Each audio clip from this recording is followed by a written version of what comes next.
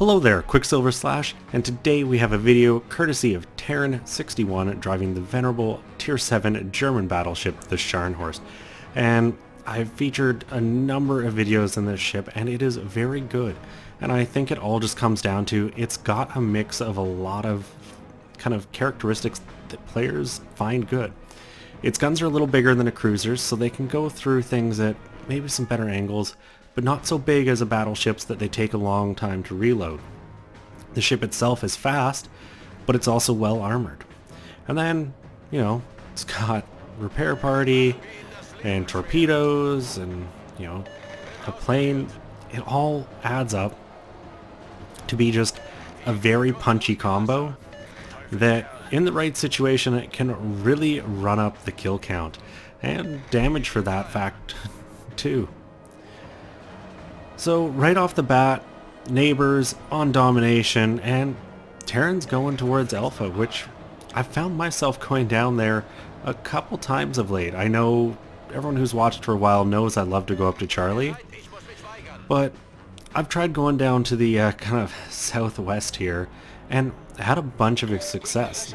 The problem is, because so many ships do tend to go up to the Charlie area, a couple of the times I've come down here, I've had nothing to shoot at, and that's not the case here.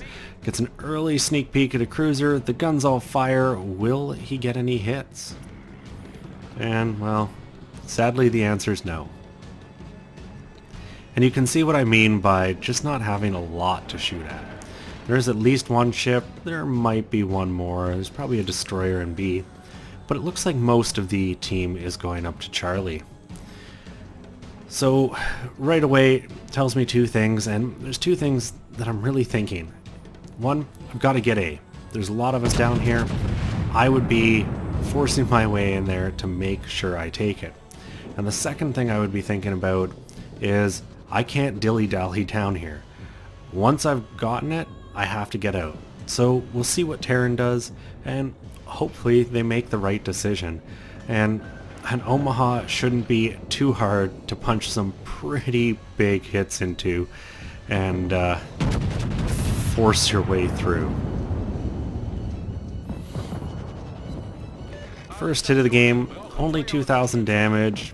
A little unfortunate there, but once again, the guns reload fast, so it's not a terrible thing if you don't kind of get that big hit. And my god, Omaha showing his side. Is he gonna pay for it? He does. There's the first blood.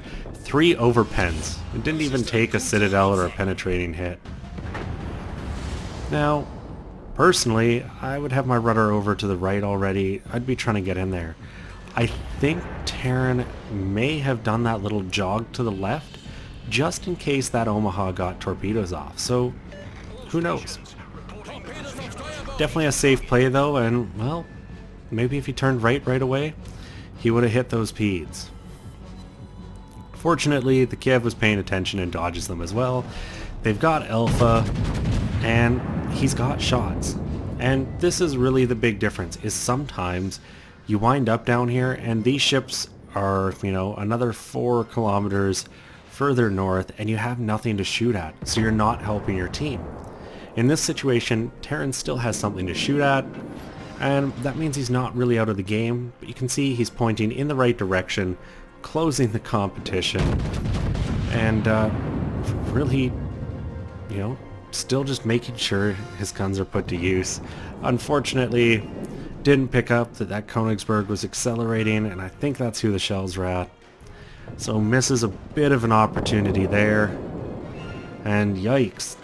Enemy just got 2 quick kills on 2 of Terran's cruisers, so pretty early into the match, and they've got a slight lead because of the cap they hold, but otherwise it's pretty even. Now, I like the choice of shooting the Königsberg here. It is a fast ship, which means it can be a little hard to hit, but if you do, thin armor, a high chance of a citadel, and a good chance you wipe someone off the map. And that's what it's about. There's the citadel and the kill. 5,800 damage and another ship off the enemy team. And I've kind of mentioned that before. My mentality when I'm trying to make decisions, a lot of times is how can I remove a gun from the enemy team? Because every single one you take down is one less firing back. And, you know, something like the Königsberg has very good range for its tier. It could easily have kind of just gotten off to the north and just lobbed shots long range, started some fires, and done some serious damage. He's got a Firataka sight on, and, well, has to dodge some torpedoes. You can see last known position of an enemy destroyer right in front of him, so definitely something to watch out for. And you can see him quickly snapping back and forth, trying to figure out just where he thinks that destroyer might be. And not knowing, he's not going to hesitate. He's going to make sure his guns are still firing. You know, there's a time to hold your fire, and there's a time not to, and this is really a good situation to not. You know, odds are that enemy destroyer's not going to give up their position, so you're better to shoot at something else. If you know you're about to get a shot on something that's maybe a better opportunity, then it's worth holding on to. Here comes the next set of torpedoes. He looks over and uh-oh, not looking good, but quickly reverses the rudder, starts to turn to try to parallel these torpedoes' course, and, you know, it's looking pretty good. Probably going to eat at least one, but that could have been much worse. Dodges the rest, gets that damage control going. Unfortunately, not a lot of repairable damage yet, and that can be kind of the crummy thing about eating a lot of peds is sometimes out of instinct I just hit R and T, you know, stop the flood, repair the damage, and then find out, oh no, I repaired 500 damage. Well, that was stupid. But Terran's paying attention, doesn't do that, fires it, sister ship of the Scharnhorst, the Gneisenau, and, you know, just keeps checking his shoulder, looking just in case that destroyer appears. And I like what Terran's teammate's doing here. Heatsink 21 recognizes that that DD poses a big threat to the Scharn, gets in behind, kind of provides a screen, and allows Terran to focus on his attention forward. You know, focusing on that Gneisenau and some of these other ships that pose a big threat.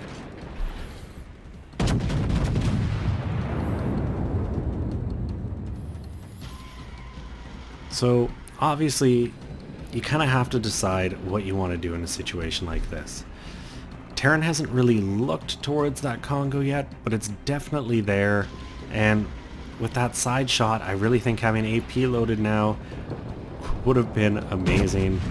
And let's see, they decide the same thing, put a volley of HE out, only 528 damage, most of the shells, you know, detonating outside the armor, never getting in. And, you know, by the time these guns reload, that Congo's easily going to be in a single hit kill. Aims just above the waterline, gets a penetrating shot, picks up the kill. So that's already 3, and oh no, runs into the Nagato, and it looked like that was going to be bad with some torpedoes. A bit of luck there, I think. Or just poor gameplay by the enemy, you know. Anticipating a ship, you know, driving into your range when it doesn't. And that's one of those things that, as a destroyer player, you really have to manage. If you just fire your torpedoes off all the time outside of their maximum range, you're not going to hit a lot. You know, letting someone get 2 kilometers in will really increase that damage output. So the Omaha was the first thing that Terran killed. Next up, the Murmansk, which essentially another Omaha. Unfortunately, none of those shells hit, but 10 seconds from now, get another chance, and hopefully that Murmansk does not change its heading, because that is a perfect shot. You can see the bow just inching slightly away, but those shells are looking good. No citadels, but a solid hit at 5,900 damage. and now has another cruiser. And you can get yourself in trouble. Cruisers exist in this game to kind of do damage per minute, or damage over time. They're not going to have that huge alpha punch of the battleship, but if they're allowed to shoot and just continue on, it really does add up.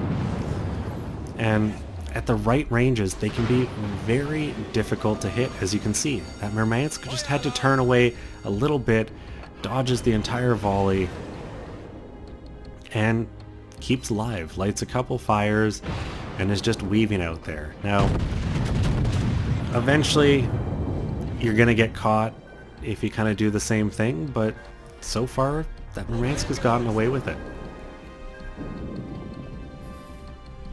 And I have to say, things look pretty dire, with one exception. Enemy destroyer in the south is detected. That's a big one, and honestly, the Mitsuki is probably dead, as is their Murmansk. So there's a fourth kill. He's got his guns coming around, he's paying attention to this Mitsuki, knows that's a big threat. If you can get rid of the destroyers, you no longer have a ship that can just sit outside detection, stealth fire, and really work you over without any threat. The secondaries are doing their best to try to finish them off. You can hear that torpedo alarm, kind of looks at the last second, fires the rear turret, doesn't get it, but I really think the secondaries are going to get it, and there it is. Picks up the Kraken and the close quarters, and they've kind of cleared one flank of the map. And I talk about that sometimes, is kind of control of a flank. When I go to a cap near the edge, I want to make sure nothing's behind me anymore. So finally that is the case. The Kiev chased down that Mitsuki, put him in position to get killed, and I can't figure out why the enemy team isn't capping B right now. It's completely uncontested. There's a destroyer right near it, but they're not taking it until now, and that really hurts them. They had a couple ship lead, but at this tier, leads can be very tenuous, especially when you've got a battleship like the Scharnhorst against you and you're a bunch of cruisers. It doesn't take long for the Scharnhorst to rip through a bunch of low tier cruisers, and looking at the enemy team, there's a 5, 6, and a 7. The Furitaka, it's not going to keep these shells out, even if it's angled. And all you need is one good hit. That one isn't it. One overpen. What bad luck, The aim didn't look too bad, the spread did though. Next volley, similarly aimed. One penetrating hit for no damage. Come on, Terran, you can do this. Get that Japanese cruiser. And a lot of the damage is coming from Terran's own teammate. This Nuremberg just keeping his guns firing, getting the damage out, has lit some fires, and for one reason or another that Furitaka decided now's the time to turn in and try to challenge. He was getting close to a smoke. I think he could have disappeared, disengaged. They've got 2 caps. That enemy team does not need to be aggressive right now, and yet they are. And I think that's going to be part of their downfall. Furitaka turns side on again. It's not going to get away with it every single time.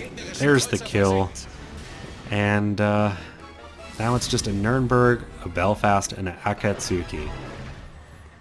100% that Akatsuki's in alpha, as is the Belfast, well, about to be. And, these British cruisers can put a lot of damage out, but they rely heavily on friendly spotting. Now, the Belfast is a bit of an exception, because it can get radar, and it can have hydroacoustic search. But those are short-term things. So if he pops smoke, if he's got no friendlies doing any spotting, not going to get a lot of damage out. So the thing I'd be focusing on right now, get rid of that Akatsuki, get rid of that Nuremberg, and then focus on the Belfast. It's not a great kind of solo last stand ship. And, well, the Belfast does one thing it's good at. Kills the friendly destroyer, and there it is. Detonation. Run your det flags, especially in something as fragile as the Nuremberg, because, you know, there's always an obligatory exploding Nuremberg. It just seems to happen. Every game there's one in it. It just goes, and my god, huge hit into that Belfast, almost 15,000 damage. He's on 600 hit points. The Akatsuki gets spotted, and this is exactly what I was talking about. You kind of have to make your choice here. And, you know, he's thinking about firing into the smoke. He looks away for the split second right when that Belfast fires. If you're going to be firing at the smoke, you have to really carefully pay attention to where those shells are coming from. He fires off and misses, and that's always the risk. But there goes the Akatsuki, picks up his 8th kill, 2nd close quarters expert, dodges all the torpedoes coming his way, and this is what I was speaking about of the Belfast.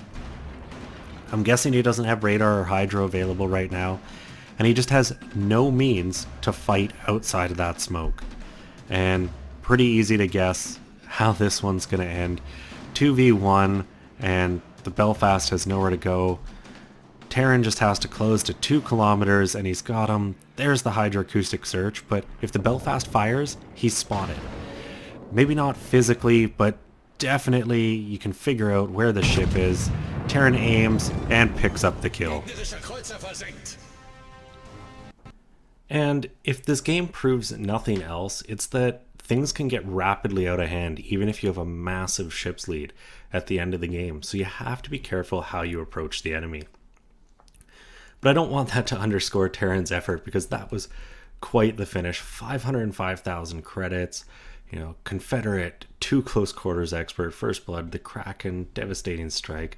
Only 93,000 damage, which for 9 kills isn't that much, but the kills are what mattered in this case, because it secured a match that really wasn't going that great to begin with. And if you just don't give up, particularly in a battleship, you know, when your teams manage to knock a couple ships down to medium to low health, if you're a BB, you have the chance to just erase them in a single volley. And you do that a couple times in a row, suddenly you're back in the lead and well within the chance of a win. Anyways, thank you, Terran, for submitting this to me. Anyone else who would like to send in a replay, Qckslvrslash@gmail.com. I would greatly appreciate it as well if you considered giving a thumbs up to this video or subscribing to the channel, as both help me out and keep me motivated. And until tomorrow, I'm Qckslvrslash, and I'll have another one for you then.